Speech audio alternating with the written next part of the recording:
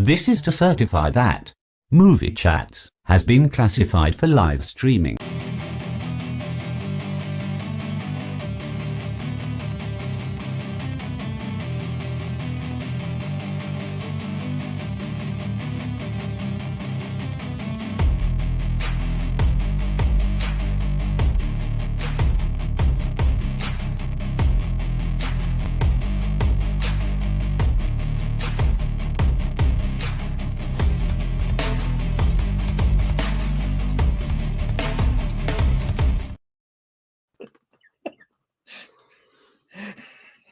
Hey guys! Good evening, ladies and gentlemen. Thank you for joining us on another week on Movie Chats. Stevie, how are you doing, sir? I'm not too bad, mate. You? Yes, I'm not so bad, thank you. Thank you for hosting last week. It feels like it's been 2 weeks since I last saw you. Yeah, I was sort of listening while I was driving home, so I know you was. I had you on the Bluetooth, but obviously I'm not watching while I'm driving. So yeah, everything okay? Everything go all right? Yeah, not too bad, mate. Not too bad. Good stuff. Good stuff. Who have we got in this morning? This morning? What the fuck am I on about? Pardon the language already. Evening, Pat. Evening, Elaine. Evening, Monkey. Hi, guys. Yeah. So, just a brief update. I spoke to my MRI specialist today, and she told me I've got a broken bit of cartilage that split diagonally, and it's digging in the back of my knee, and that's what's causing me the issues. So I'm getting old. Is this is this where we start doing a giving page for you? Yeah, I'm getting old now, mate. I'm getting old. I raised the funds for your bionic legs. Yeah, she did say that there is age-related wear and tear in there as well. Age-related wear and tear. Thank you very much.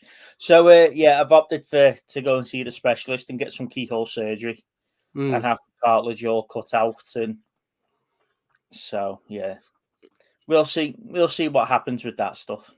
It's got to be done. Yeah, so that's an update on my knees and my age-related issues. However, I'm still younger than you. Very, very minimalist. Very, very minimal amount. It's a technicality more than anything. Right. Let's get the elephant out the room, shall we?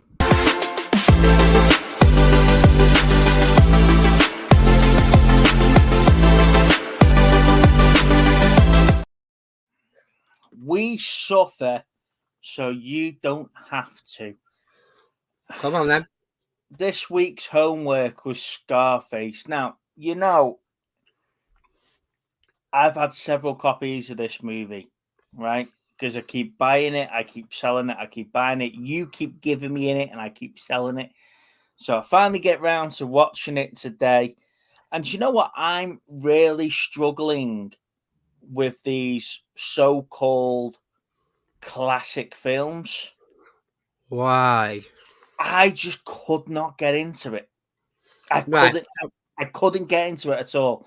I didn't like him in the role that he was playing. I didn't like what he was trying to portray.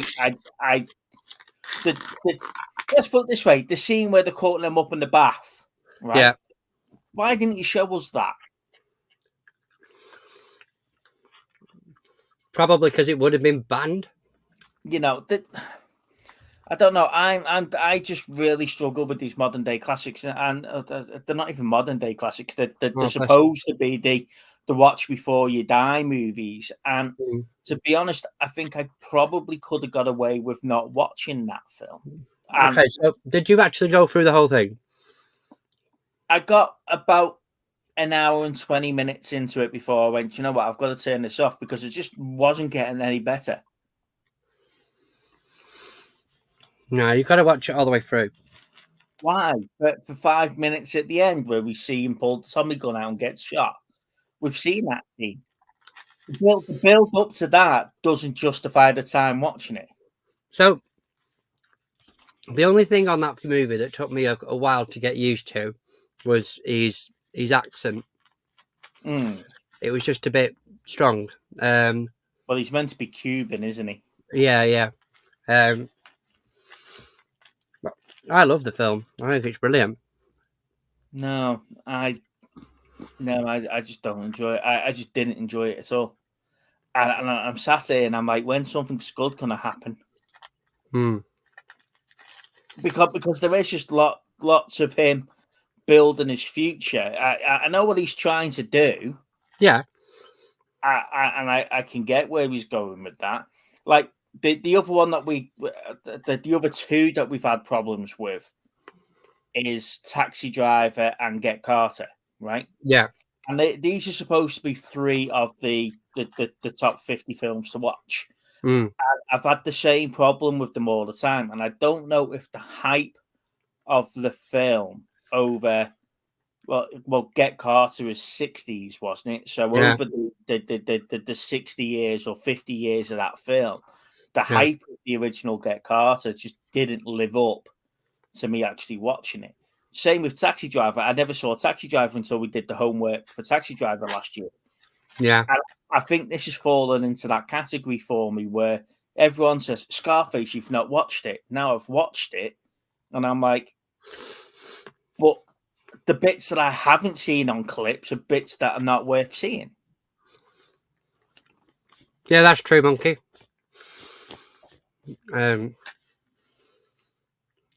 It did play a big. Monkey's just said on there. It inspired the Grand Theft Auto franchise, especially Vice City. And if you play Vice City, you can see a lot of that in there. 100%. It's not a masterpiece, but it's a film that I do enjoy, and I watch 10 times time. That's what it's built up to be. Over time, people have considered it to be. You've got the cult following, haven't you? Yeah, but it's hard for me to explain. You know, it didn't blow me away, and I just don't see what the hype about the film was. Don't get me wrong. I think his performance up to that point as a young actor, but like you say, there's other performances in that were better than his. Up to the point where I watched. Then I also got very comical vibes out of it. Do you know? But the interaction between him and his mate, that could have been an hour and a half worth of Weekend at Bernie's for me. So so here's one for you then. Do you think we've just had better quality movies since? That standard is higher now? I think you hit the nail on the head before when you said cult following, because there is people that live and die by that film and would defend it with a dying breath. You know, we have different views on something like Starship Troopers, for example. Yeah. You know, I would defend that film, you know, as one of the best war films ever made. Yeah. You, on the other hand, think it's a sci-fi plot. But, you know, Scarface is probably that for other people. You know, but I just don't see what the hype over Scarface was for like I say, for the bits that I've seen. Yeah. You see, you're coming to my way of thinking. So as I'm sat there watching Scarface, and again, I had the same reaction with Taxi Driver and the same reaction with Get Carter. I just didn't feel, you know, what you're getting into. The prime example, Gran Torino, right? Yeah. I was late to Gran Torino. I didn't see that when it was first released, but the hype over Gran Torino, and that actually paid off. You know, people said it was a really good film, really gritty performance by Clint Eastwood, and the payoff was there. You know, and I mean, Gran Torino is an amazing film. It really is. It's I think it's well paced. I think the acting in it is just next level when it comes to Clint Eastwood. But that's what he does, isn't it? You know, he doesn't have his screen presence in itself. He doesn't have to do a lot to actually come across and sort of take over the scenes, if you like. Mm. You know, but it's definitely one of those films that, again, it's one that I would quite easily sit down and watch again and again. Gran Torino. Mm. Plus the car's awesome. But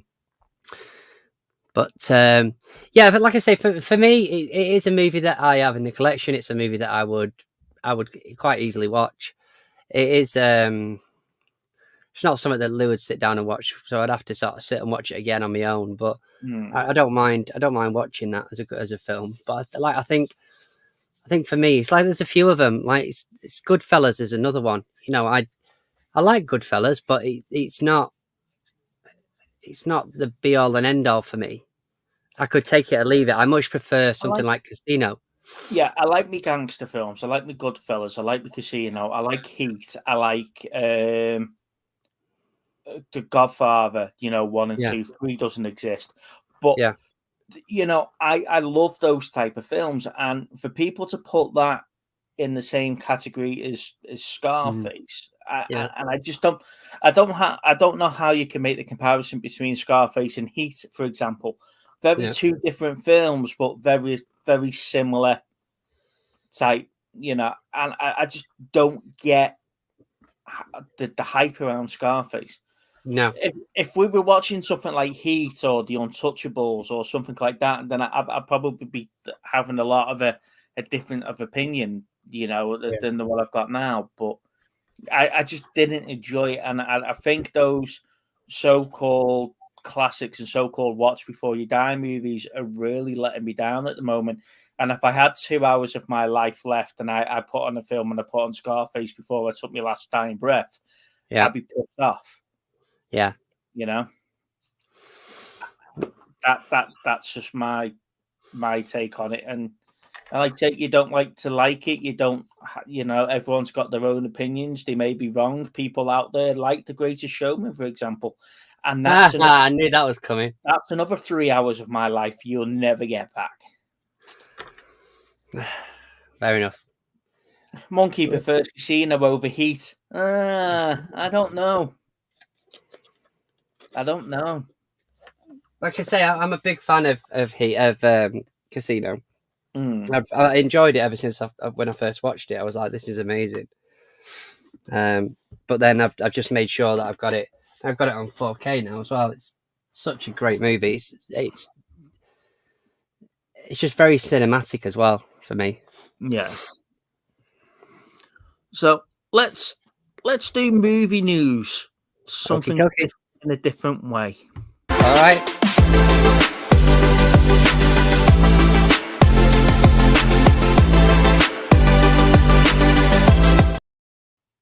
So, movie news. Now, normally I would trawl through the internet for the last couple of days, pick out 5 or 6 big points of what's happening, and then we'll discuss on the back of that. Now, it's been a big fortnight for trailers. Yes, now, and I mentioned one last week going, when are we going to get this? Literally about an hour after I finished the show, it dropped. Now, I did watch the show back last week to the point where you were saying, are we going to get an official trailer for Beetlejuice yet?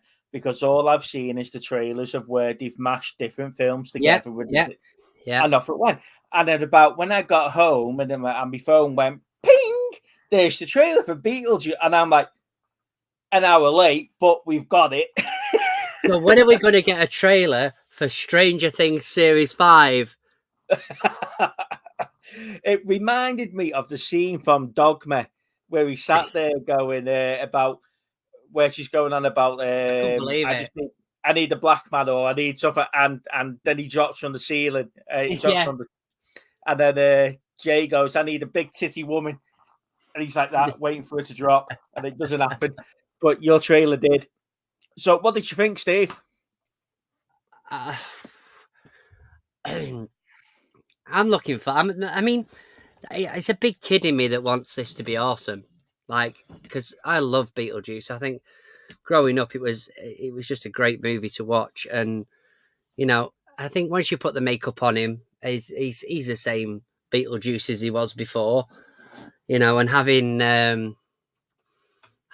the what's she called, that woman, the mum, what's she called?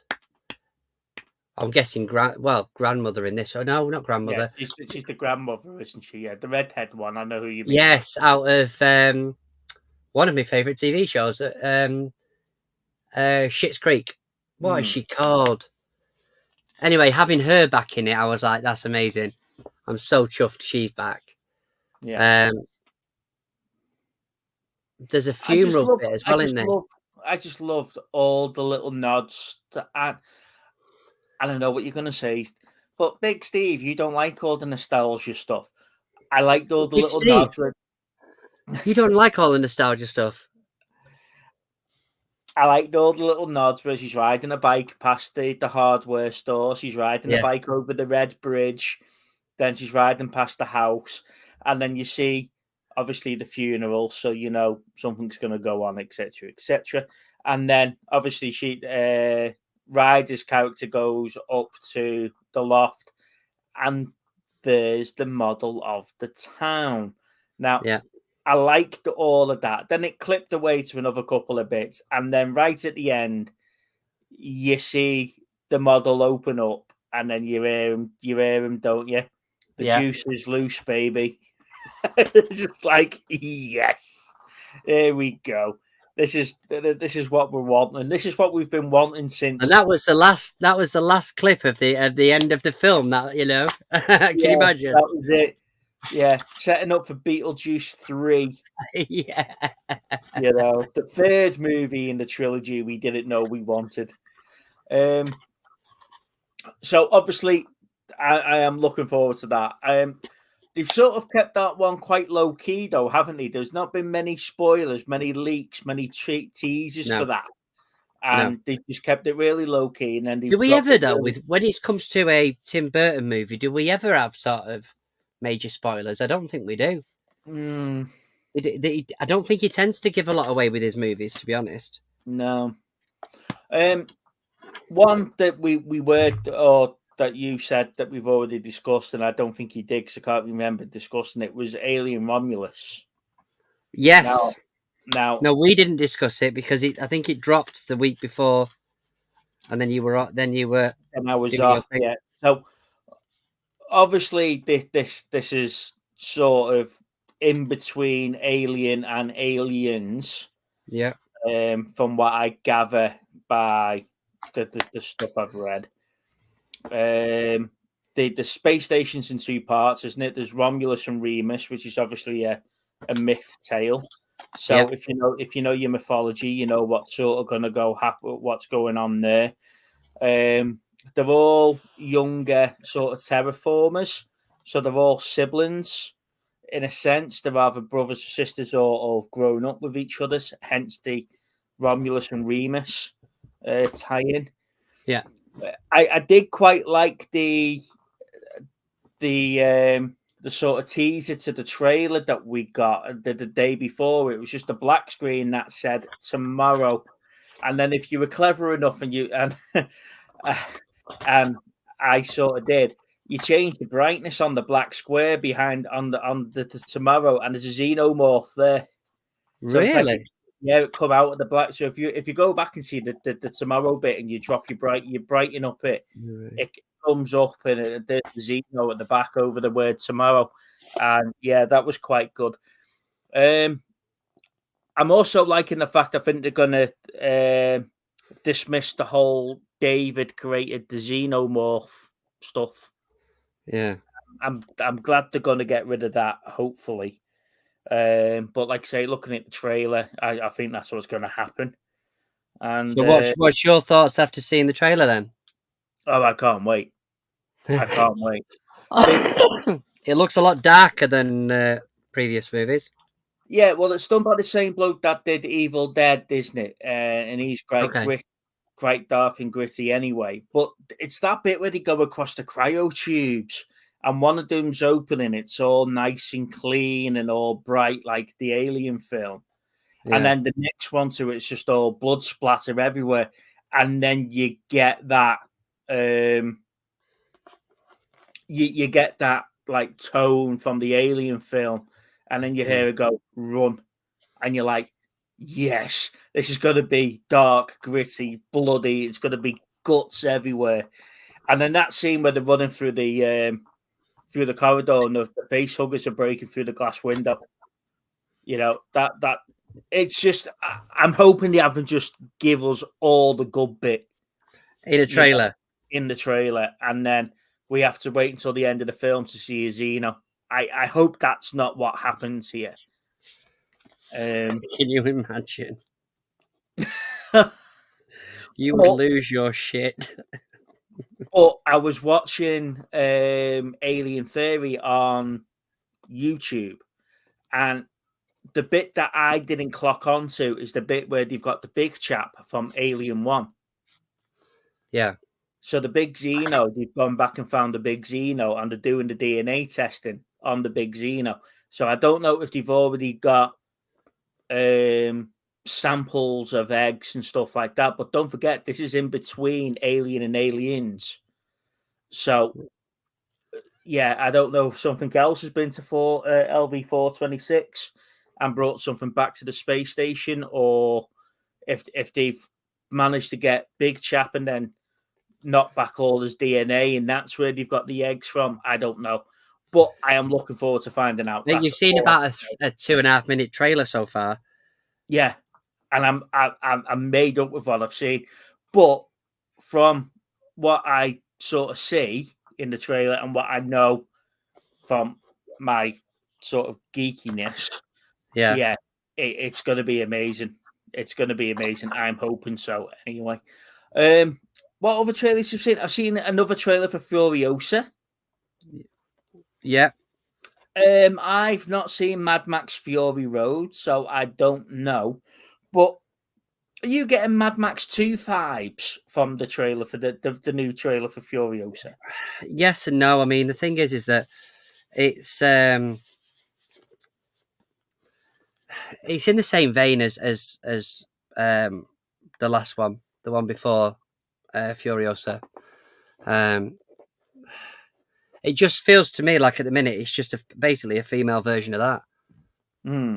That's where, I mean, don't get me wrong. The girls, as I said before, I said last week, the girl is a very good actress. She's good in Last Night in Soho, but it definitely sort of.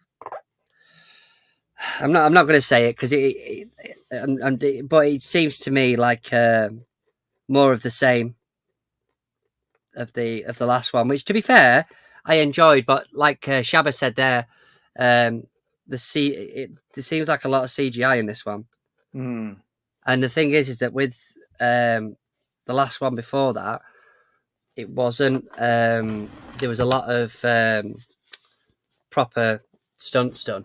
That's the wrong way of describing it, but yeah, there was a lot of stunts done that were phenomenal.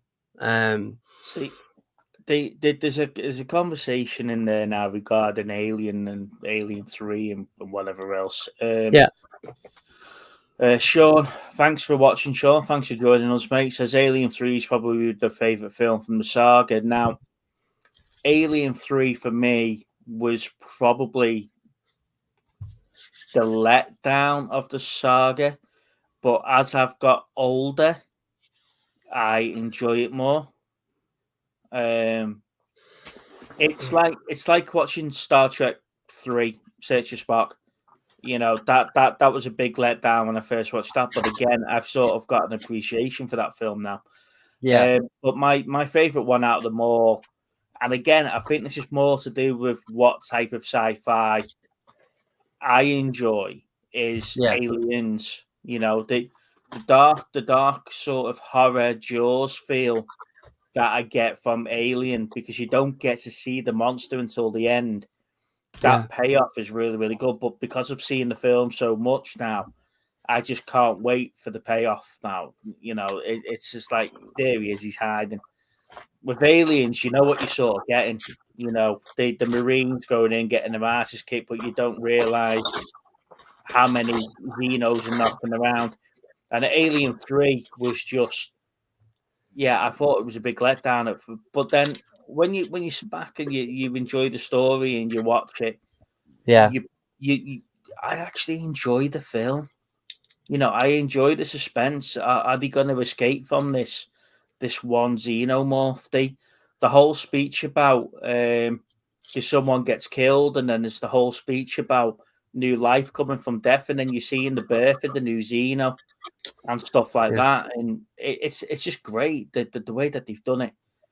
No, they don't get killed. They're putting Hudson and Newt to they're burying Hudson and Newt, and then you see in the birth of the new Xeno, and I think it's just great the way that they've done it. Can't believe how many remakes are being done now. A lot of them, even The Crow is coming out soon. Yes, we discussed The Crow 2 weeks ago now, did we, Steve? Based on the trailer. Yeah.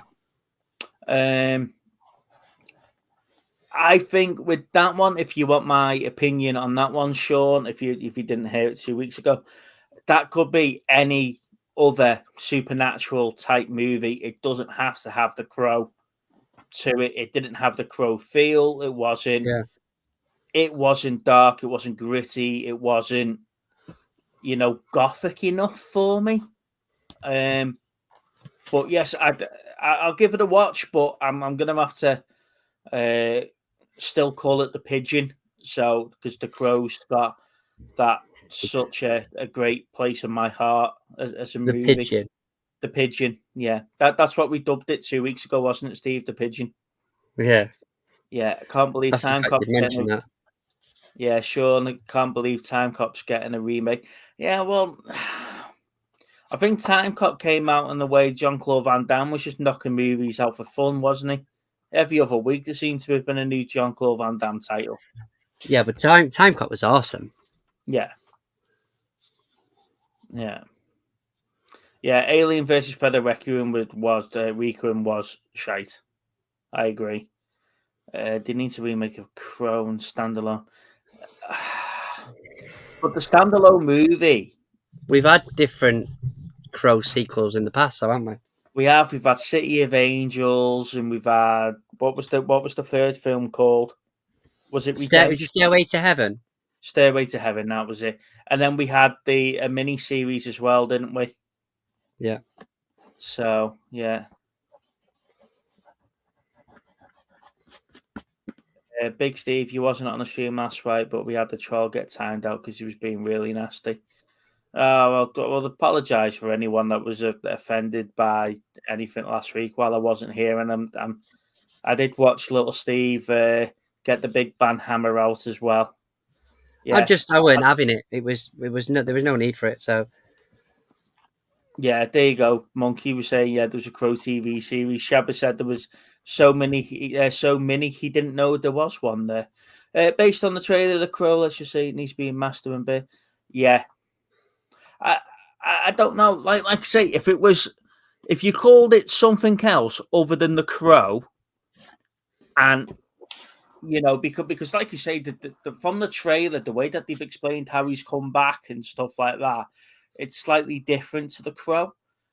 yeah, From the Brandon Lee Crow, like you say, it's dark and gritty in other ways. It's not gothic. I think that could have been anything other than The Crow, and I'll probably give it the time of day. yeah. Am I the only one that didn't live up to my expectations in the franchise in New York? Ghostbusters Fallen Empire, Steve, have you seen it yet? No, I haven't had a chance to watch it yet. You watched it? Like you say, from what I gather, it's a very nostalgic, pulling movie, and yeah, I don't know. I'm not into these going for cheap thrills, cheap pop movies, and that's what we seem to be getting at the moment. The thing is that nostalgia sells, doesn't it? So, like Bill Murray, apparently, Bill Murray's in this new one for quite a short period of time. But the other older characters, they're in it a bit more than they were in the last one. So, but the thing is that obviously one of the biggest draws for Ghostbusters is Bill Murray in it. So it's almost like he's gone in, done a day's work, and then, you know, good, that'll sell, sort of thing. It doesn't seem to be that, you know, he's in there for any length of time. It's more about having a mixture of the older characters and the newer ones, rather than it being just right, this is how we're going moving forward. It's a bit more equal this time around, apparently, apart from Bill Murray. See, yeah, the whole nostalgia of it behind it, and if Bill Murray's only in it for that 5 minutes after him popping his head through and saying, "You guys need a hand," then you've just ruined probably what was going to be the biggest pop in the movie. You know, if you had left that out and not mentioned the fact he was in it, you probably would have had a bigger impact. Yeah, and Sean's got 2 questions here, and I'll ask you the first one that he's asked. Who's our favourite actors? Now, this could be dead or alive, Steve, because I know coming with me. Well, obviously, my favourite actor is Robin Williams. But I mean, it's different genres, really. I've never, apart from a few odd films, he's not really been an action hero or action film or anything like that, other than maybe Amnesia and a couple of others. I'm just trying to think now. Definitely my favourite is that. I did like it when he went dark in 1 Hour Photo. Yeah, that was a creepy version of himself, wasn't it?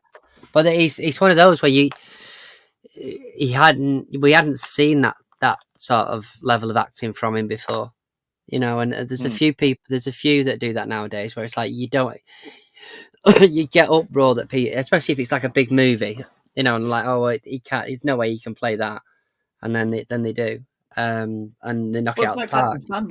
It's like Adam Sandler now. Just while you're thinking of a second actor in your head, when you look at stuff like Hustle and Spaceman, and have you watched that now? Yes, I really enjoyed that. Yeah, I was really creeped out when you first got to see the big spider. Yeah, I was like, "What the fuck is that?" Yeah, but, yeah. What a movie that is. I thought it took a bit of a strange turn. Yeah, like we won't ruin it for everybody because it's not long been out. Yeah, but no, I did enjoy it. But if just using that as an example, that one and Hustle and what was the other one that he's done where he was like the Gems? Gems, that's it. Yeah, not Gems. It's called something. Is it Uncut Diamonds or Uncut Gems? Uncut Diamonds. That's the Uncut one. Gems, isn't it? Yeah, but as you're going in, as he's getting older and he's now going into those serious roles, you're like, what a bloody actor! Where was Mike, this I get that. 20 years ago? You know, 1 Hour Photo. Mike. You need to watch 1 Hour Photo. If you've not seen it, go and watch it. Have I got a favorite actor? Is there a film that I'd go and see just because they're in it? Probably not. Yeah, I agree with you, Shabba. It wasn't. I mean, Toys came out when I was a teenager, and it was okay, but it's probably one of the weakest ones. I mean, I like Bicentennial Man and Jack and things like that. I think you're probably right. Actually, it probably is his worst one. But then I'm not a fan of the woman that's acting with him in that. What's the one when he's with Robert De Niro and he's bringing him back from being brain dead or something? Oh, bloody hell! It wasn't Renaissance or something, was it? Oh shit! For me, I didn't enjoy that film at all. But I did like Robin Williams in Bicentennial Man. I like Jack. I like Awakenings. Thank you very much, Michael. Little Steve. Yeah, that's the one. Yeah. What Dreams May Come. You know, I think. However, I watched that with Lana and I was raving about What Dreams May Come, and she didn't enjoy it at all. Yeah, well, It's an amazing film. What Dreams May Come. Yeah, I really did enjoy that. I don't know. I think some of my some of my favorite movies seems to have Robert De Niro in, and I don't know if it's because Robert De Niro is a good actor or he just happens to pick good parts, like Al Pacino. You know, you don't very rarely do you see Al Pacino in a bad movie. No, yeah, Unless they've now got older and they've sort of gone the other way, where Adam Sandler's gone more serious. They've gone into the shit comedies, haven't they? Is the grandpas and whatever else. yeah. But like I say, I like Heat. I like Goodfellas. I like Men of Honor, for example. Men of Honor is a brilliant film, and it just happens to have Robert De Niro in. Yeah. But if I had to say what was my favorite movie of all time, I've got three that I put on at least 4 or 5 times a year. Star Trek Predator? 2, Wrath of Khan, Aliens. Oh, Aliens. Yeah, Star Trek, Wrath of Khan, Aliens, and Starship Troopers. I knew you'd say that. I watched them religiously throughout the year. Al Pacino's worst film, Jack and Jill. Yeah, Dunkin' Donuts. Dunkin' Donuts. That's all I can remember from that film, Jack and Jill. Yeah. Hey, Rich. Yeah, but like I say, I mean, the thing is that I would. Yeah, You know what? bad. I can't narrow it down. I can't narrow it down to one of the three. I can't pick one of the three. No, he can't. And the thing is that as you know, movie fans, it's difficult to do that. You know, sometimes. I would say Keanu Reeves is another one for me. I struggle to find a movie that he struggles in. I think he picks. Not only he seems to be quite a down to earth guy, but he seems to pick relatively decent movies. Decent roles, sorry. Apart from the last Bill and Ted. See, yeah, Michael agrees with me, and Sean agrees with me. Platoon, that's a classic film. I like that, and Casualties of War. That's about the same sort of time. Never really got into Hamburger Hill. Dracula. Favorite movie soundtrack? Now that's a question, Monkey. Jesus. Do you go with a classic that's like Queen related? No. Or do you go with you go Guardians of the Galaxy? No, you. As much as I enjoy, I know where you're going, and it begins with a B. A B? You're going Blues Brothers. No, I was going to say, as much as I go with Blues Brothers or Little Shop of Horrors or Guardians, my favorite movie soundtrack of all time, and it's one I put on in the car when I'm just on a long journey, like going up to Glasgow or something, is the Gladiator soundtrack. I love that soundtrack. And you were saying there about classic soundtracks. That's not like a standout, let's just pick 12 songs from the year and let's go. That's a classic soundtrack in the way that it's just all orchestra driven. So, favorite Van Damme films? I would go, first of all, is Universal Soldier. Then I enjoyed Time Cop. That was okay. And what else would there be? Well, it's got to be some nostalgia here, hasn't it? So it's got to be Street Fighter. Oh, top 3 Van Damme films. Kickboxer, obviously, but yeah, Kickboxer, Double Impact. Yeah, Double Impact was awesome, and Bloodsport.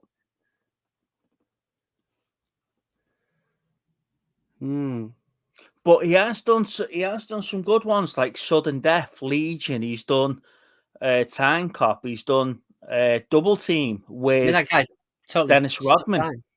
Yeah. Yeah, Double Team. Yeah, that was a bit of a mismatch of characters on that, wasn't it? Yeah. Street Fighter had an amazing soundtrack. I Yeah. still have it on cassette. Yeah. Wow. Speaking of cassettes, I went into one of the charity shops the other day. I got myself Oasis Be Here Now, Mm-hmm. Queen Greatest Hits 2, and Kate Bush with Mm-hmm. Running Up the Hill on it. Now, was that the new release or the old release? Because the cassettes got re-released, didn't it, last year, I think. Oh no, One of this is the old release, the 100%. old release. Has it still got sellotape over the tabs? No. But I've been I've been out today and picked up 2 cassette players for £2.50 each. Hmm. So I'm gonna be rocking to If I Only Could. Just Yeah. Steve saying he's looking forward to Gladiator 2. I'm torn with Gladiator 2. yeah. Do we need a Gladiator 2? I don't know how they can tie it into the first one. I don't know how they can tie it into the first one. Unless they Yeah. bring it wasn't Commodus, what, Lucius, the son, Yeah. back into it and tie it into 20 years after Maximus has died. I don't know. I don't know how they're gonna do it. But again, that could just be another Gladiator stroke Spartacus movie that doesn't need that big title. Yeah. Yeah, that's true. You know? Michael saying here, Bloodsport and Kickboxer is were both helped with an awesome soundtrack. Yeah, again, can't deny that. Kate Bush from Stranger Things. He's waiting on Monkey's waiting on season 5. Now, Stranger Things has been a bit of an odd one for me because I've not bought into the hype, but I've watched it all, and I can't wait for the next one to see how the story finishes. What's that? Stranger Things. What do you mean what are you struggling with Stranger Things? Yeah, I'm struggling How? with Stranger Things. And I think season 3 being a filler season sort of put me off. Okay. I'm really struggling with it. And I didn't really get into season 4 either. All that Russian prison camp stuff. I just didn't I just didn't think it was required. So yes, as much as I've definitely got a love-hate relationship with Stranger Things. I've watched it now and I've watched all of it, and I just can't wait to see how they finish it. But I'm not hyped about when it comes out. See, it took me. I watched it. I tried to watch it once, and it was a bit of a difficult watch. And I was like, no, I'm not bothering with this. And then when I decided to give it another go, I literally got past the first series, and I was hooked, and I couldn't not watch it at that point. So, I was a bit gutted that it took me that long to get to that point, to be honest, because otherwise I would. I should have watched it sooner, in my opinion. Yeah. Michael's put the Happy Gilmore 2. Yes, I've seen that as well this week. Happy Gilmore 2. A sequel to a film I'm not sure that we really need. Just tap it in. Just tap and running. Yeah. Yeah. And it's not like you can even have a Force Ghost of Carl Weathers, is it? Because he's now dead. Just tap it in. But no, Shabba, it's a shame you said that because I was looking forward to Napoleon. He said it's a poor film and it's rushed. I've got some family coming, Shabba. Other than that, nothing really. No, if it's sunny tomorrow, I think I'm going to work on Teddy. Then we're out with Mike and Mel on Saturday. I think Sunday we're just having a chill day. We're going to the Monster-in-Laws on Sunday. Yeah. and then having a chill day Monday. I think that's the plan. Or I might go out and Teddy. I might drag Lana out for the day in Teddy.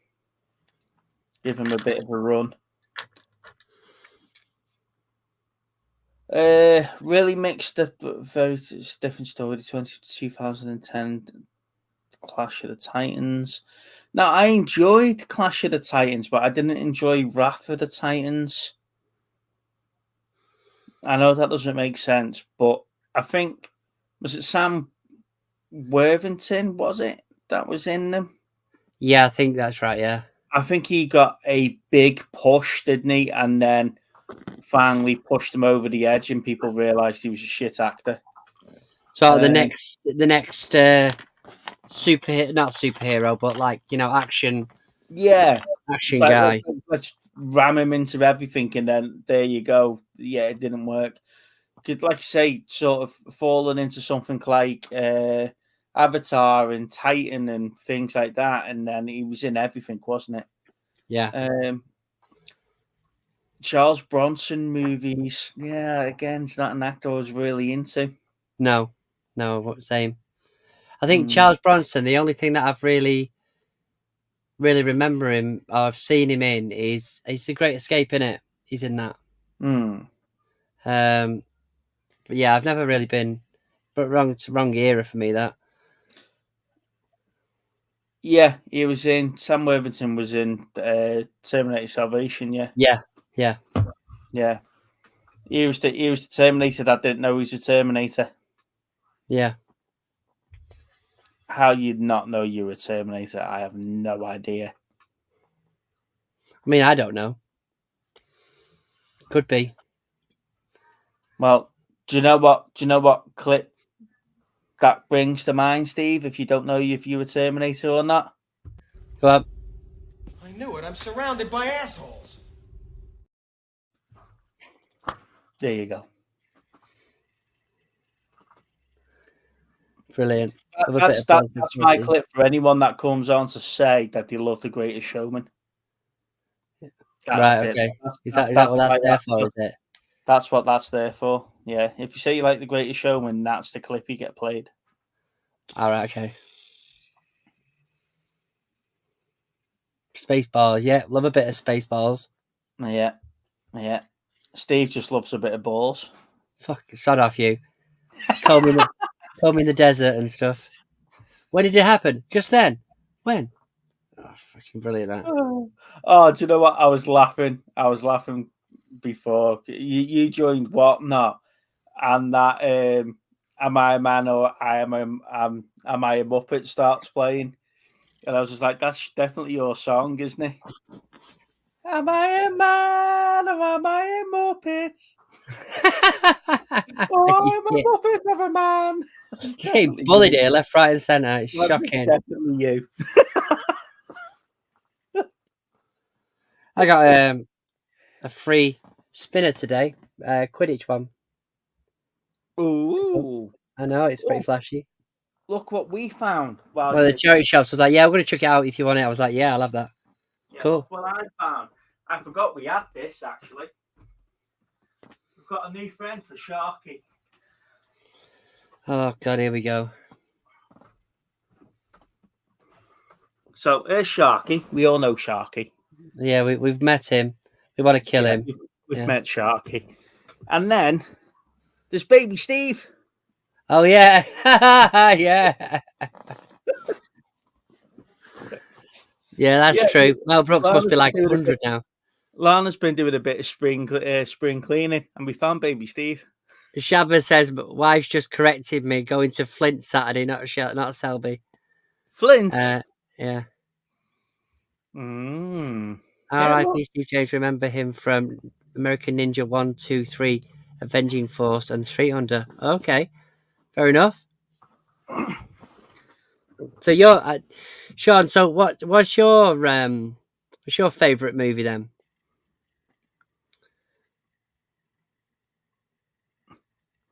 You're talking to Sean. Yeah. Right. Yeah. Because he's naming some of the movies that I've not actually ever seen. So I'll be interested to see what his favourite movie is. Yeah, I mean, what's the weather supposed to be like this week? Is it this week? Because it's been absolutely smashing down here today. It's meant to be dry tomorrow and then getting wetter and wetter as the weekend goes on. Perfect. So yeah, we'll see what's going on there. Well, yeah. Let's jump into this because you probably picked something up.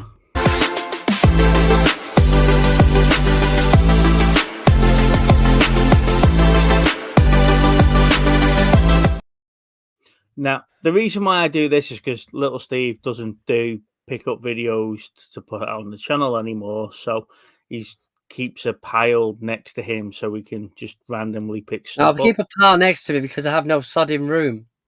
So come on, Steve. What have you picked up this week? Well, it's been plenty to be honest with you, but I've got a 2DS downstairs I picked up today for 15 quid. Which is just on charge. I picked up a Nintendo Wii for £12.50 with 3 controllers and some games with it. So I've been testing that out today. So that's downstairs. But other than that, there's been a few bits. So these are sort of some of the highlights, really. I've never seen this film before, but this I picked this up for a couple of quid the other day, which is Half of the Yellow Sun with what's he called in it? Chiwetel. Oh my god! To be honest with you, it's going to kill me, that name. Yeah, no, see it on there. Not heard of it. Can't pronounce it. No, that's fine. But like I say, that I've just that's what's that? Clash of Titans. Yes, I'm. Yeah. I didn't want to interrupt you, Steve, but he said the 1981 Clash of the Titans. I've got Bubo here. Yeah. See, I'm more of a Jason and the Argonauts sort of fella. As I said earlier on, I picked up Universal Soldier, so I had some vouchers to spend. So I picked up Universal Soldier on 4K. I also managed to pick up The Green Mile on 4K. Gonna come do your rant of the week. What was it? About the concessions. Sorry, can we...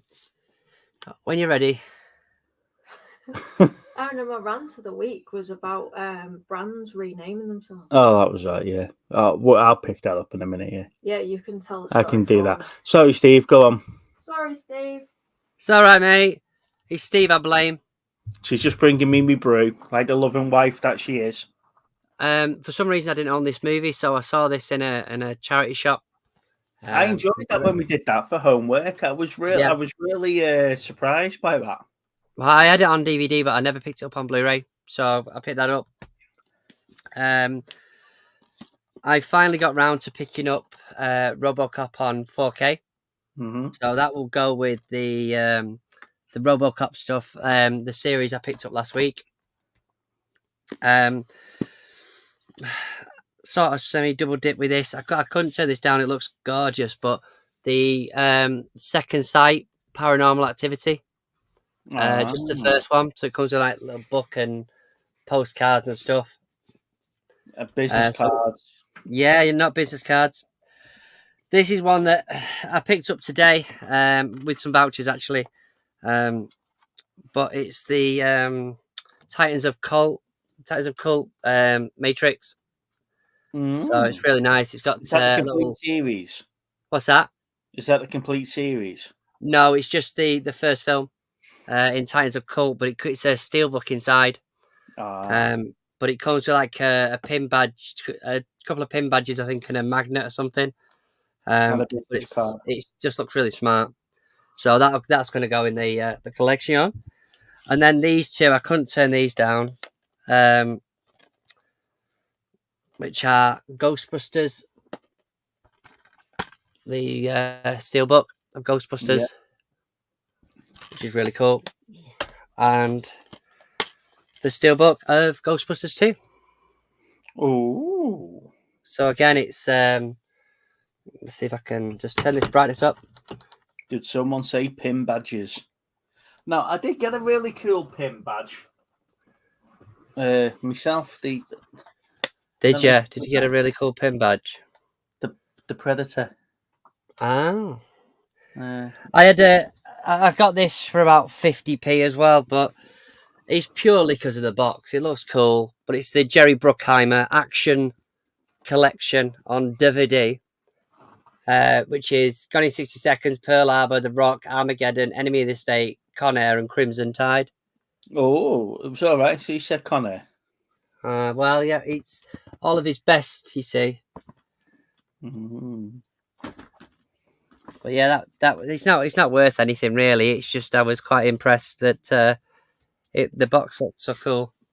So are you into your pin badges, are you, Baz?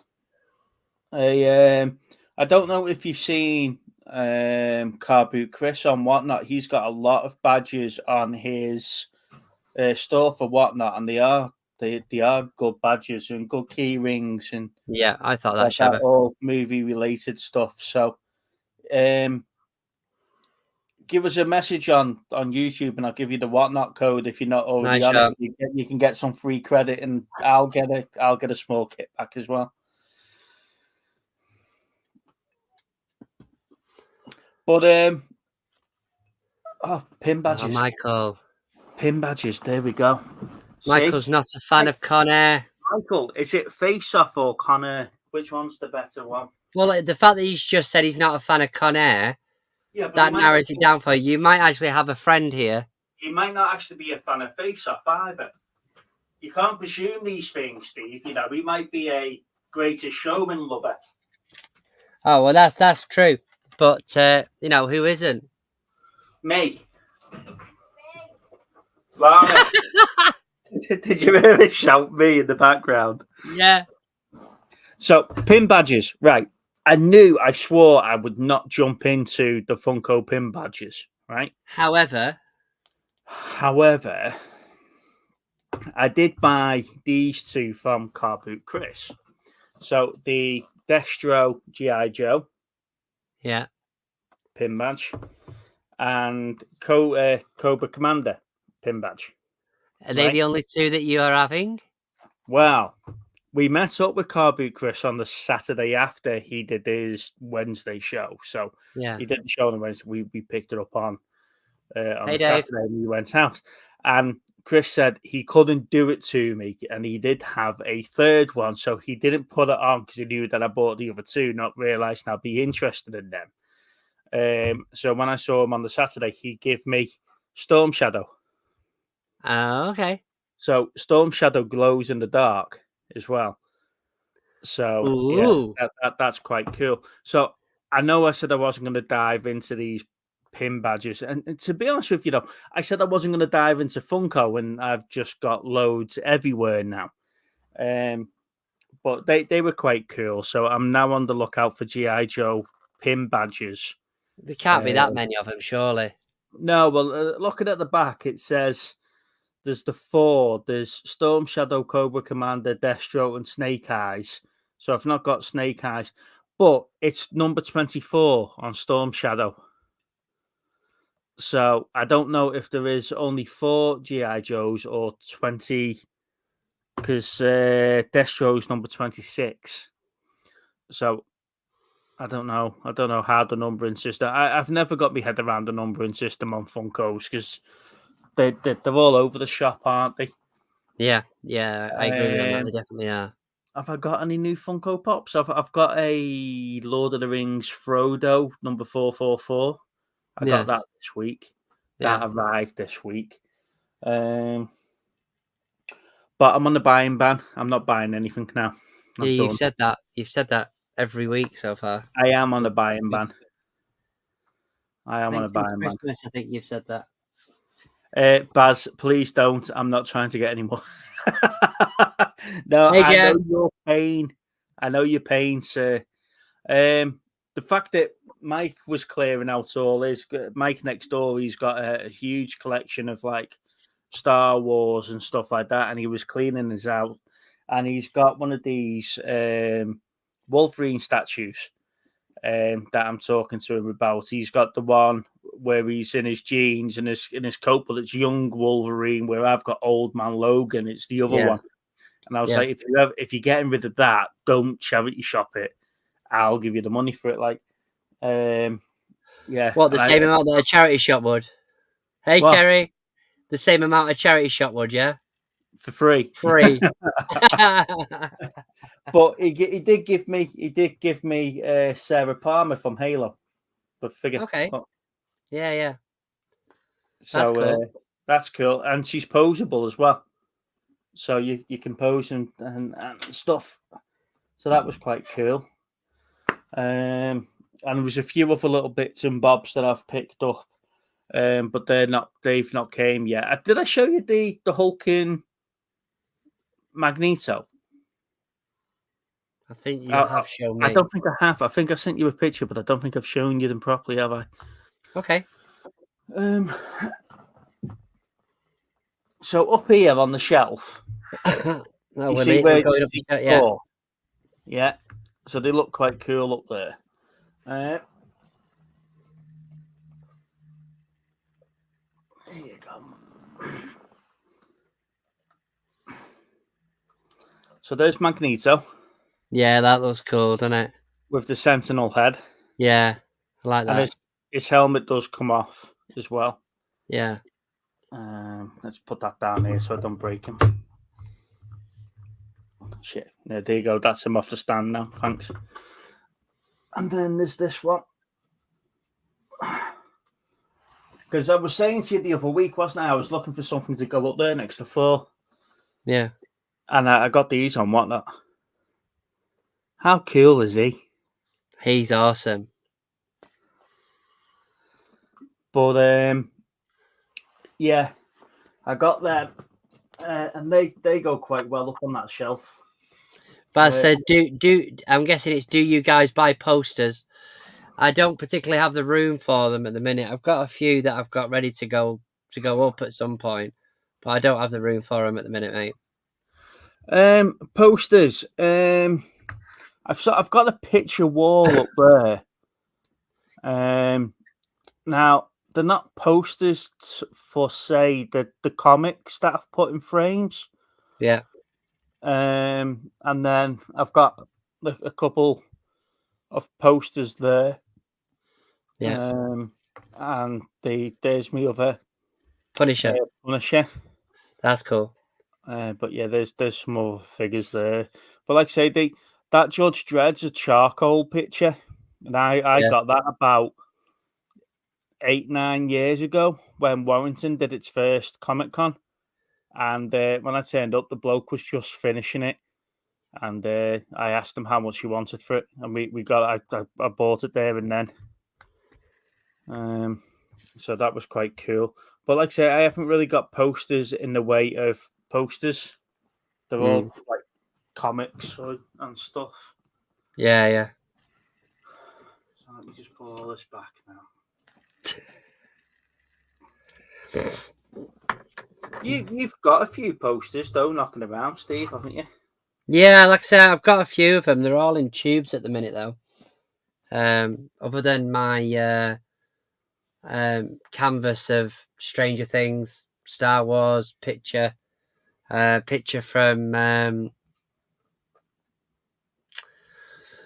the Scarlet Witch, and the bloody hell, my mind's just gone blank. What's the bloody series called? Wonder. No, it's the it's not Wonder. It's Homelander. Bloody. Oh, The Boys. The Boys. There we go. It's a good job one of us know what we're talking about. I know. Shocking, isn't it? But yeah, they're my two sort of pickups. But like I say, I've got to be really cautious now about what I'm picking up because I just generally have not got the space in the room. And Lana won't let it branch out outside of this room. Although I have got the 3 limited edition Italian job prints on the wall in the hallway going up the stairs. But they are cool prints. But they're the only things that she'll allow me to have outside of this room. Yeah, cheers, Baz. I was having a bit of a blank moment there. I couldn't think of the bloody name. I won't mind. I love that program. Hey, AJ. Thanks for joining us, bud. Oh, So- speaking of AJ, you made a comment last week about fear of missing out and culling your collection. What's that all about? So, I mean, apart from AJ being a fashion trendsetter, you know. Yeah, but he with filmed them last year, though, Steve. His collection. I know. Yeah, that was actually like 3 years ago. We emptied that Yeah. lot. He's got a mansion now. So I said the thing is that, you know, I mean, I've been saying for a while that I need to cull some of this stuff just at least to get a bit of room. And you know what the state of the loft is like. But no, what I was saying is that it's this. I've been watching a few videos recently, whether it be AJ or one of the other lads, going on about that fear of missing out stuff. So I'd said before, you know, I've rushed into Morrison's or wherever, and I picked up the latest thing as soon as it comes out at 15 quid with a CEX literally across the way. Yeah. You know, and 2 days later, there's one in there for 12 quid. You know, and I've spent 3 quid extra for something that's going to be sat on my shelf for God knows how long before I open it. And there's been a few, because we had that busy time over, when was it? Like between December and February, maybe and middle or start of March. You know, a lot of the films that I got then are like 6 to 8 quid now. You know, and especially with the Disney releases and stuff, there's certain things like, you know, as well as I do. I've ordered the Winter Soldier one, the Captain and Winter Soldier thing, and I've also ordered Obi-Wan. But it's that fear of missing out. I'd probably in 6 months, 8 months, if less, they're gonna put them out on standard releases. They've got to, because the too limited edition to the be uproar. But it's that fear of missing out. There's been a couple recently, like everything I look on Facebook at the minute, because I'm in so many groups with DVDs and Blu-rays and stuff. It's all about The Abyss, and then it's True Lies, and in a couple of weeks when we do get the release, it'll be Aliens. And I've not ordered any of those movies. Like, I want to get The Abyss because, you know, it's that, but it's not a limited edition. None of them 3 are. Yet everyone's rushing out like it's the end of the world. And it's that fear of missing out on stuff, and that's where I struggle a bit, because, you know, I mean, I'm just talking to lads on the Bounty Bunch there, and there's been a few movies recently that have popped up, and it's like what's it called? Bloody hell! It's not Barbed Wire. You know, it's released on Turbine on 4K Steelbook. I've got Barbed Wire. It's not the best movie in the world, you know, but it's a nice Steelbook and it's in 4K. So do I rush out and get it? Do you know what I mean? See, Kerry's put there, do you believe in the movie? Because she's been looking for a copy of Follyfoot on DVD. She went to the charity shop and she's found it for 50p sealed. Oh, now, Kerry, I've spent 3 weeks looking for Soldier on DVD. Something that I've seen everywhere all the time, and not one. I've even gone to the extreme of going into charity shops and going and having a look at the stuff they've got in the back just to see if they've got a copy of it, and I can't find it for love nor money. And I'm not paying a fortune for that movie, not for a DVD. But yeah, it does happen. It's happened to us a few times when we've had homework. I've literally gone out and just found it. But yeah, that's my dilemma at the minute. Is, you know, I've got myself into a situation where, especially with the steelbooks and, you know, the latest releases, it all adds up. You know what I mean? And it's just about getting over that first emotion of going, oh, I need to get it. and trying to sort of justify to myself why I'm buying it. Yeah. No, it's not Kerry. Soldier is the Kurt Russell. Kurt Russell, you're thinking We Were Soldiers. Yeah. That's an awesome film. We Were Soldiers. I really love that film. Soldier was never a big release. No, but we had it for homework the other week, and little Steve was kicking himself because out of the thousands of DVDs he's got hiding in the loft, and the hundreds of Blu-rays he's got on the I've got Kurt Russell. Kurt Russell's staring at me right now from Stargate. It's the one. It's the one film that he's not had.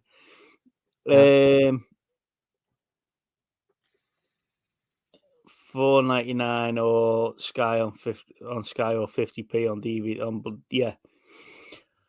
Yeah. The thing is, though, is that I delved into the physical media collection for all of a couple of months, didn't I, Stephen? I would say you wet your foot. You didn't. It's not like you really delved in, is it? No, I did. I went. You had at least 10 Blu-rays. I went about a bit 6 nuts. DVDs. I went into the charity shops, and when it was 10 for £1, I used to pick up 10 just for the sake of picking up 10. But then I went into just picking up the movies that I wanted, and then I realised, you know what, I might have a shelf full like you of films that are just sitting there gathering dust. A shelf, and it was a unit. It was that unit there that's now full of Attack on Titan Funko Pops. But, you know, they were just sitting on the shelf, and I was never watching them. You know, and this is it. Soldier was supposed to be the biggest budget street for. Yeah, probably it was. It probably was. But I still enjoy that film. But do I suffer from fear of missing out? Do you know what I fear of missing out on? Do you know when I see something like these here now? Do you know, like me Destiny Pops? Yeah. Because most of these are vaulted now and you can't get hold of them, or you only get them secondhand on the odd occasion. How many times have we been on Whatnot and people are asking for Halo and Destiny Pops? Oh, yeah, exactly. And you can't get them for anything. So when we found Ikora we found the which way is this going to go? This way. When we found the Ikora special, when we were in I was just through the other day, and it was 12 quid. I had to buy it because I would probably have never seen that one again. And it was the same with Oryx. When I saw Oryx loose, I've never seen Oryx less than 30-40 quid loose, and probably really boxed. So when I found them on Vinted and it was only like a couple of quid, I was like, you know what, I'm having that. But so these are getting hard to find now. And that Strange and Numbskull statue, that was the statue from the limited edition version of the game. And I wasn't paying 100 quid for the limited edition version of Destiny 2. So when I saw that statue, I was like, you know what, I'm having that as well. So yeah, that's what I fear of missing out on, is good pieces of tat for films and games that I really enjoy. Yeah. So Michael said Soldier was supposedly the biggest budget straight to video film ever made. Yeah, that doesn't surprise me. Baz has said it looks like there's talk of DVD coming back. The new discs they've invented can hold 8 terabyte per disc and scratch resistant. There may be physical media may make a comeback. I don't know why they would do that with 4K now. Have you seen Poor Things yet? No, it is on my list. It's on my favourites to get round to watching. Apparently, it's really odd, but I've been saying that, you know, it's won a shitload of awards, I think. So, will be more expensive, but yeah, this is it. True. Okay. I don't know. Would it be more expensive? Because You look at your new Blu-rays now, and I say your new Blu-rays. That's like me saying to you, You look at they've as they're invented a Morrisons cassette now. that can hold 200 songs.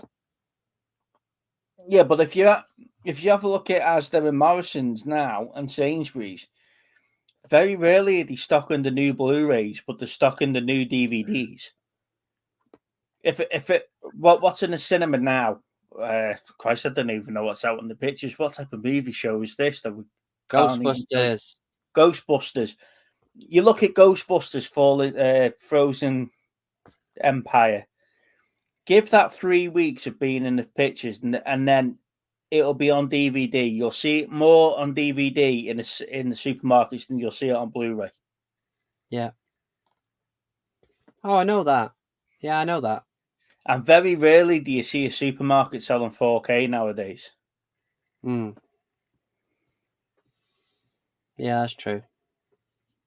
I mean, the thing is that it's because it's cheaper to make. But the point is that if you're bringing out discs that are that big, they won't be cheap. So that sort of negates, or not negates, that's the wrong word, but it eliminates the fact that they are cheap discs. If you're bringing out discs that are that big, you could get a full series on one disc, right? Yeah. So my Band of Brothers, which is 6 discs, Yeah. you'll probably get all of that on one disc. Yeah. Right?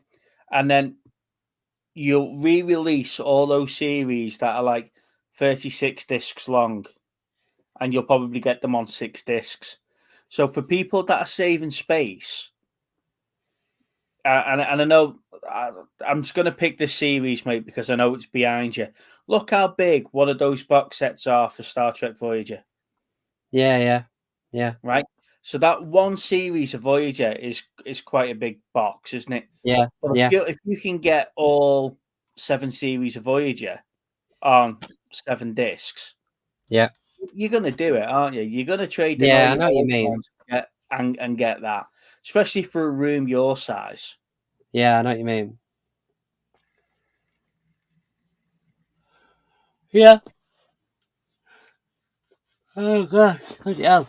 Yeah, I know exactly what you're saying, but what I'm saying is that the cost of the disc still might be cheaper to buy 32 discs than it would be to buy one of these fandangled terabyte ultra amazing DVD discs because it's the cost of production.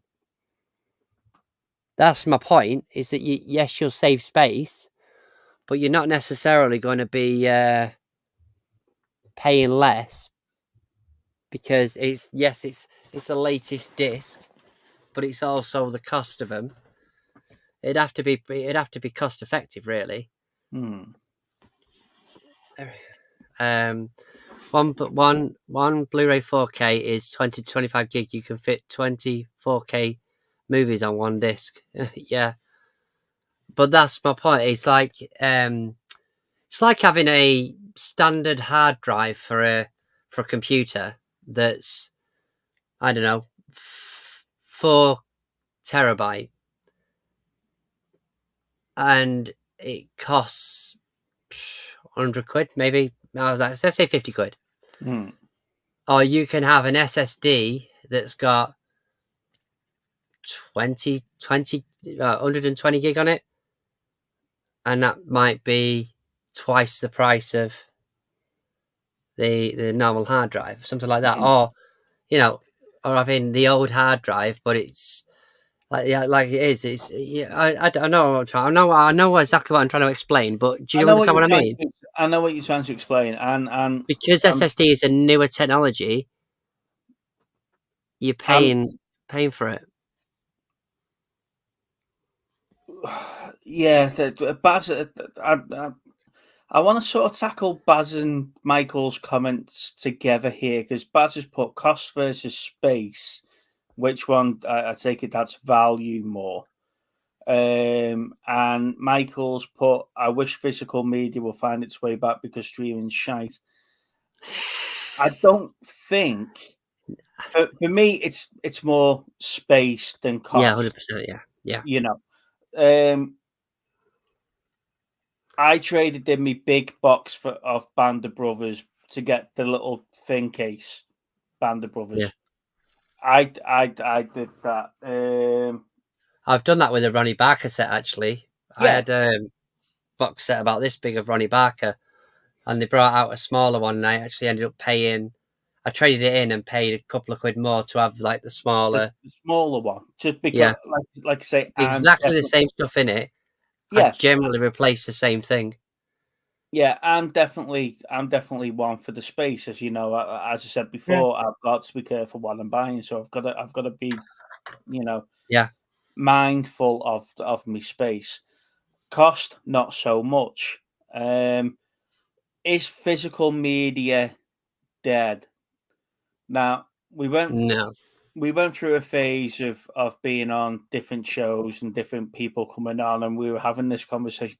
I don't think it is dead. I think physical media have been a victim of its own success, where everything that's got to be released now has got to be a special edition or limited edition or a big box set full of shite business cards or Well, it didn't. postcards. It didn't have any competition for a long time, did it? No, it We didn't. waited 3 years for something to come onto TV. Yeah, That was it, really. Or you had Sky. It was a year, and then it came on but Sky. this is why I think now physical media is having to step up its game in the collection world, because, Yeah. like you say, Ghostbusters Frozen Empire is going to be straight onto Sky Movies or streaming sites or whatever the studio is going to do with it the moment it comes out of cinema. So Yeah. it's not like, right, okay, it came out the cinema 18 months ago, and oh, by the way, it's now on Sky. Yeah. 'Cause that's the way it used to happen. You had to wait for it, but now it's just out straight away. What was it? Was it the Talk to Me, the one with the hand, the horror? Yeah. That had a DVD release before it was out in the cinema, because it was out on the film circuit last year for the awards. So that's already had a physical release before it even ended up in the cinema here. Yeah. So I don't think physical's dead. I think getting the content that you want now is harder, because they're not putting everything straight out onto physical, but that's making you guys wait for it. So when they do drop that £45 box set of the Winter Soldier and Falcon, what are you gonna go and do? Yeah. Yeah. And see, for me, that's the other thing. It's like, because these things are pre-order, like the way that they do with the pre-orders nowadays is, obviously you can just click a button and go, yeah, I want to pre-order it, and then nearer the time it takes that chunk of money out. The other way of doing it is through, I think, PayPal, and PayPal, it takes it out instantly, which is what I found out this month, because I ordered the two, and then it was like the money went out, and I was like, all right, okay. When I spoke to HMV or wherever it was, I pre-ordered them. They're like, yeah, if you do it any other way, they do it the other way around. But the thing is, for me, is that it's remembering that these things, these big chunks of money, are going to come out of my account on certain date, or around a certain date. That's the other thing. So when I order things and when I buy things, it's usually when I can afford to buy them. When you do things with pre-orders, it can be months in advance, and then We'll about take 2 weeks. we'll take the payments out in September, but you've ordered it in January. Yeah, But when in yeah, September? yeah, and that's the thing. And I mean, it's not, I'll give Kerry's here. I'll give you a good example. I mean, you look at Seven. So the Seven box sets, they were, when they were announced back end of the year, start of this year. They're now being pushed back to 2025. So at some point in 2025, whoever's pre-ordered one of those things, it's just going to, about a week before, it's just going to come out of their account. Yeah, I think and it's you don't madness. It's too easy to pre-order them, because at the time you don't know what that situation is going to be at that point. Do you know what I mean? So unless you put it into maybe put the money into a savers account and have these things coming out of an account like that, you're going to get these surprises somewhere down the line where, Yeah. and I think AJ may have mentioned it before, or at least one of the guys have, about, if your card details change and they try and take it out and it's not the same card anymore, then you've lost your order essentially. Pre-order, yeah. Michael's put the worst Blu-rays are when they expect you to spend £20 just for a 4K. Yeah. On the desk is bare bones. I've had this conversation with you, Steve, haven't I? Yeah. Where we've worked out a pricing structure that we think is fair and consistent, and we're not following it. Yeah, so we've had this conversation, haven't we? Where some of your 4K box sets look really, really good. You get some freebies. You get the Blu-ray version of the film as well as the 4K version, or you just get the 4K version of the film, and it's not even got the special features on that the Blu-ray disc has got. And it's just literally the movie, and you spent 40 quid for it. Well, I mean that one I got. I say that one I got last week wasn't too bad, which was the Halloween H2O. I ordered that one, and it came from America because it's the 4K. But I missed it the first time around, so the UK release you can't get now. But the UK release had the bloody Blu-ray with all the extras on it. Mm-hmm. The 4K, and this is what I find really baffling about this is that the 4K we mentioned earlier on. It was mentioned in the chat earlier on about how much the 4K disc can store. Yet they tend to put the extras on an additional Blu-ray. Yeah, it doesn't make any sense. But you're talking about cost. But you're talking about production costs before. Yeah, but the thing is this is why that 4K is worth 30 quid is because you've now got the additional disc that someone's had to produce. Yeah, so I got it for I think it was £21 from America, obviously, but through Amazon for £21. But it didn't come with the Blu-ray. When the price of it when it came out with the Blu-ray on the UK release was 30. So there is sort of some logic in that, but you do tend to find that there'll be, just a 4K release, and it's like, well, where's the rest of it? If I'm paying up for it, I expect to have that extra disc or something. See, for me, for that money that you're paying out there, and I know it's not the same as the money I pay out for some of these figures behind me. But for the figure for the price that you pay for some of these 4Ks, I'd expect to have special features on there. I'd expect to have some little bits, some little collectibles, and maybe throw the soundtrack on the disc as well, so you can play the soundtrack through your player. Yeah, just make it worthwhile. But when I make the mistake of saying to you, right, I'm going to Manchester, and then you find that there's 3 CEXs and you want me to go to all of them to find your films for you. No, that's bollocks. You're exaggerating now. Did you not send me back to the CEX in Arndale? Maybe once. So when I'm looking at these, and to make it worse, the amount of 4Ks that I saw that had reprinted this. Oh, I know. Now, how the hell can someone just bought a load of 4K films and it's all right? We'll do the cases ourselves, Yeah. But I would expect I'd expect them to be worth more to me as a collector than what we're getting here, and I don't know if it's my old eye, Steve. As you know, I start wearing glasses these days now. I don't know if it's my old eyes, but I can't really tell the difference when I'm watching something on 4K or not, apart from it's a little bit brighter. No, I mean, I think the thing is for me is that there is differences. It's just there's no consistency with it. I think that's probably the best way to describe it, because you're looking like you might get an old film that looks absolutely immense on 4K, and you might get a new film that it looks terrible. And on the flip side, you've got movies that are clearly filmed in like 8K, you know, that look absolutely amazing. And I have thought a bit about this recently, you know, with some of the DVD releases, like, or the Blu-ray releases. I think I mentioned it last week with Wonka. You know, I've got Wonka on Blu-ray, and I watched that for the first time last week, and I really enjoyed it. But I sort of sat there going, this looks really sharp. Like, even though it's 1080p or whatever, like, this looks really, really good. Like, is it actually worth me, like, buying the 4K? Or am I going to get much more out of it? Because obviously, I mean, it's been. I put it. Don't get me wrong. I've put it into a 4K player.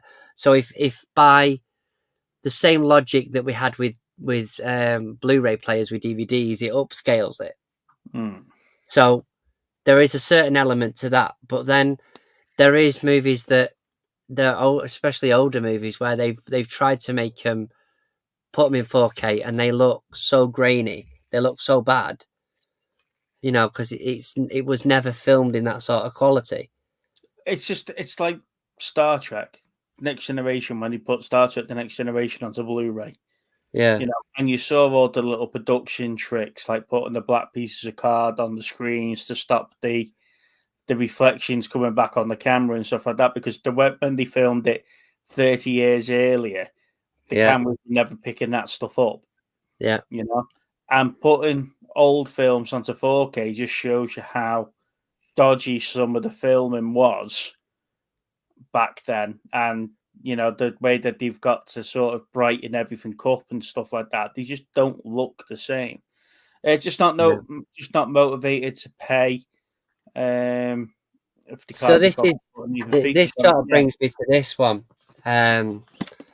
this Paranormal Activity, Second Sight. Now, I'm hoping with the Second Sight, it's obviously a better production, but there is a lot of extras on there that I haven't got on the original release.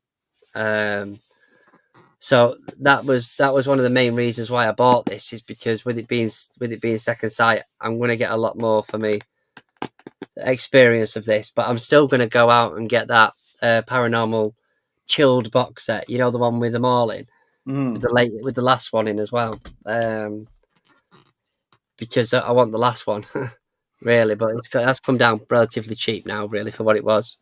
When I jumped into Blu-ray last year or the year before, whenever it was, Steve, I did those comparisons, didn't I, between the Blu-rays for Blu-ray versus DVD for the films that I had on both, and which ones were whatever. Dave's put a sticking with Blu-ray. There's not enough jump in quality for him to justify the price of replacing his collection. Now, you mentioned last week you were talking about Wonka and stuff like that, and again, you've just repeated it there. Again. Yeah, how many of these films are you buying on Blu-ray? So, the thing is to change to 4K. So the thing is, for me, is that if I look at, let's say these two. So, Ice Age 5 Collision Course. That was from a charity shop for about 30p, right? Batman, the Batman Lego one, was only £4, and it's a good movie. It's a funny movie, right? But like, what I'm trying to do is focus on movies that I really enjoy. So unless it's something that, like I say, that Wonka one, if that went down cheap enough on 4K, I might pick it up and get rid of the Blu-ray. But the same with these ones, you know, these for me are some of my favourite movies. You know, Green Mile, Universal Soldier. They're the ones that I'm interested in. Is picking up, if it's not a special edition steelbook that I just really like the look of, or you know, that sort of thing. Then it's going to be, for me, it's going to be movies that are important to me, like Who Framed Roger Rabbit, Casino, as I said, Leon, Beetlejuice, Hook, Bohemian Rhapsody, Top Gun Maverick as well. You know, those sort of movies, Cliffhanger. and obviously the Avengers movies, that sort of thing is where I want to get the best quality out of them because they are films that I really enjoy. So Fletcher's, and again, this might be my old eyes because I suffer from that same thing, you know, Fletch. That I'm sat there and I'm watching. We rushed out and bought a 4K TV. I think rushed out is probably the wrong word Yeah, because you yeah, took ages to buy one. yeah. We did all of about Only 30 because your second CRT broke. we did all about no. We yeah. Me telly was working fine. We just needed a new one. And It then was one of those old flat screens, wasn't it, with a big base?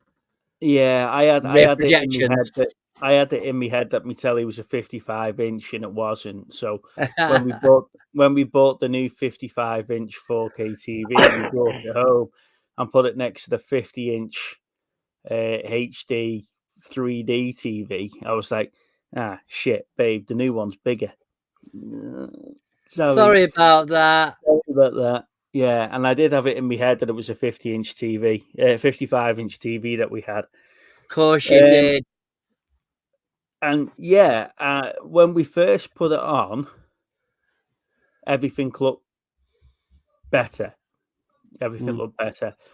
Now, on the old TV, I couldn't tell the difference between watching a Blu-ray or a DVD or anything like that. It was just, to me, I was just watching the telly.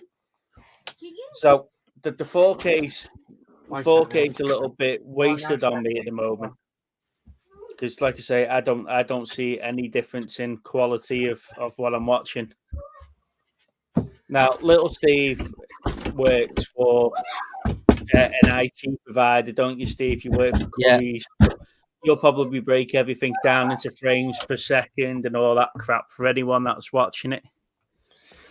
Well, I mean, the thing is that back in the day, we see that. Well, it's not that. I mean, for me, back in the day when I was in store, it was all about the contrast ratio and the hertz, essentially.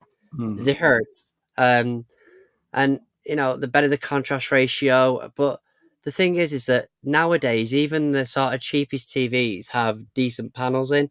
So yes, there is a significant difference when it comes to colors and that sort of thing on a main brand, should we say? But you know, even some of the cheaper TVs look amazing now. See, I was always a fan of like Sony's and stuff, but there was certain things that, like, give an example. When I was playing files back and stuff, it would play better back on an LG or a Samsung or something like that. You know, and obviously these are all my own views, by the way. But you couldn't take anything away from the quality of a Panasonic screen or a Sony screen. Whereas nowadays with the LEDs, it's completely different. You know, they're all just amazing quality. But like I say, for me, it goes back to how much time they've spent on restoring these classic movies and stuff.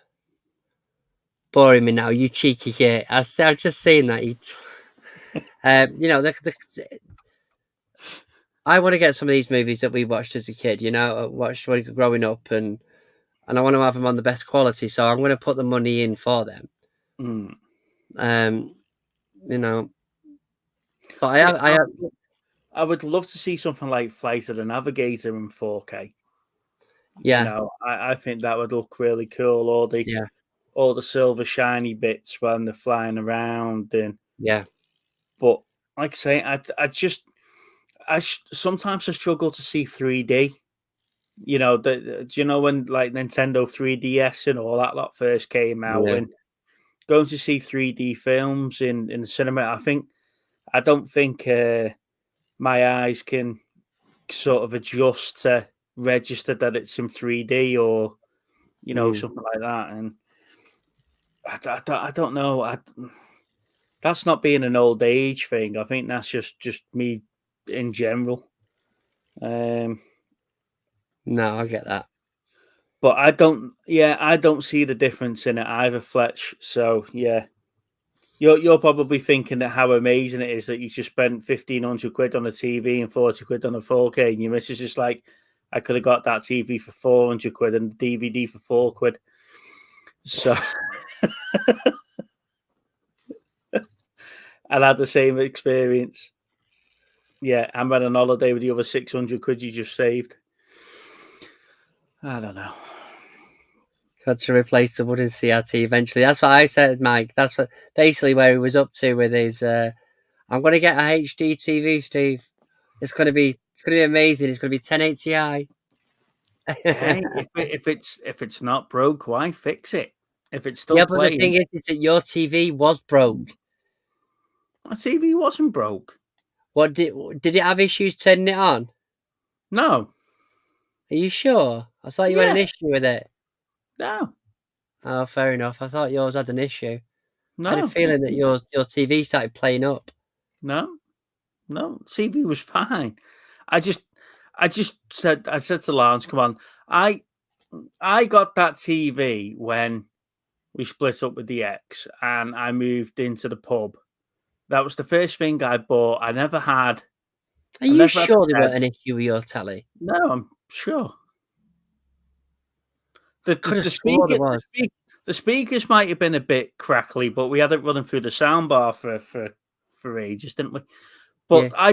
I bought that TV when I first moved into the pub, and that was the first thing I bought. I never had a bed, never had a couch, but I had the TV and my Xbox, and I was made. Sleeping Yeah. bag on the floor in the living room, and that was me done until I started buying furniture. It was just somewhere I got my head down when I first moved into the pub. And then when I met Lana, then we started getting all the comfy features that you would normally get in a house. Yeah. Like a couch. Like a couch. Nowadays, you've got recliners. No, yeah, now I've got lazy boys. Yeah, that's it. Lazy boys, because you're all Got posh. lazy boys. And a room full of toys. Yeah. Do you know what the funny thing is? Mike said that if he still were so reluctant to part with anything, still got a Sony CRT in the other room from like when I was 10, and the chances are that Sony CRT is worth a fucking fortune now. Yeah. Because Sony sell well, don't they? But this is the thing: is that they were built to last. I've got me LG 3D TV that I'm reluctant to part with. That's gone on up into the loft until we do the other room. And I've actually been out this week and picked up. I couldn't leave these in a charity shop. I'll show you. I couldn't leave them. To be fair, I think it cost me all of about £3. All right, but I got there's a Titanic 3D there, some foreign release, Wild Ocean in 3D, Saw 3D with a lenticular cover. Didn't that Wild Ocean come with the TV and a Blu-ray player as part of Maybe. out? Here's one for you. I've not seen this yet. Actually, Van Damme, Until Death. How old's that bad boy? Still got the Mega Drive. I remember being a kid, right? And can anybody tell me what this movie is? No. I'm guessing it's got a UK. I mean, it's region free, but it's. I need to figure out what it is. But I was like, like I say, this all cost me about £3, and then literally, Piranha 3D and Piranha 3DD. And they're all obviously for the 3D telly, although these ones have got the glasses. So, it's got the 2D version in that. That one's just purely 3D. Michael's put Wild Ocean. Definitely sounds like a player freebie. Show us again, Steve. Oh, thanks, Kerry. Yeah, like I said, it's because I've not Googled it yet.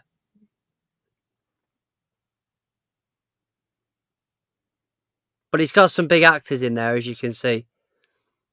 Something White House. What, does that give it away, the big building at the back? Yeah. If anybody can tell me before I Google it. But it's got Billy Zane in it. A version of Olympus Has Fallen and White House Down. It'll be Murder in the White House 3D. You know what it's called? Murder in the White House. I mean, it's obviously one that's been bought in because we didn't get a release over here. But I'll have to, until death is okay. Nothing Flash, okay. But and that was the other thing. So going back to Michael's point about the Mega Drive, I remember being a kid, and when I got my Mega Drive for Christmas, there was an argument about, is it being kept downstairs in the living room, and I was like, no, I want it in my room. And then when my parents went out and we had the child sitter around, I took the TV from downstairs up to my room and plugged it all in upstairs, and my mum and dad had to go out and buy a new TV because I wouldn't give it back. Ah, okay.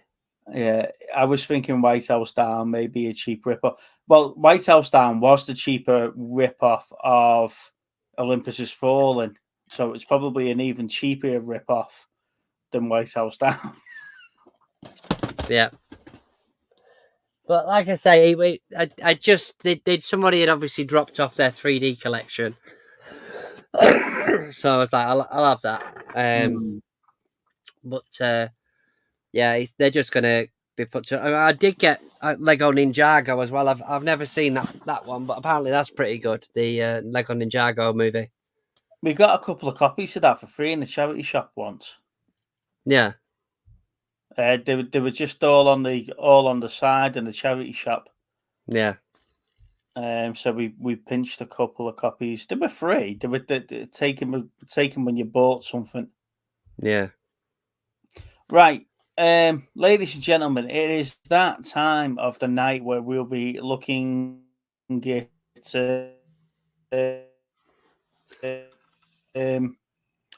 wrapping up. So we have cleared our homework off there. So if you've got any suggestions for the homework movie, please leave them in the comments once the video has gone live. Yeah, I'll please. pick it up from there, and we'll go from there. So let's run the wheel, shall we? Let's run the wheel. What are we gonna get? What are we gonna get? How good is it gonna be? It's a bit glitchy on my end.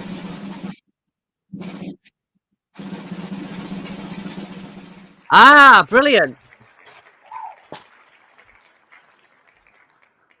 Bandidas. That's the one that you picked up last week. Yeah, 2 weeks ago. I don't mind that.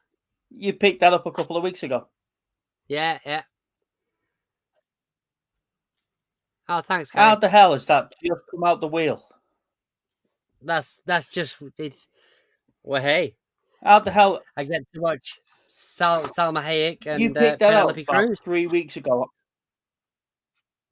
Yeah. It was literally. So there you go. That's next week's homework movie. Okay, now it is that time of night, and I know we're not on work tomorrow because it is Good Friday. However, have a good Easter. We'll see you next Thursday. Don't do anything that we wouldn't do, and I know that doesn't leave you a lot to think about anyway. So no, that's true. We'll see you soon, ladies and gents. Take care, guys. Bye bye. Bye bye. Bye. Happy Easter.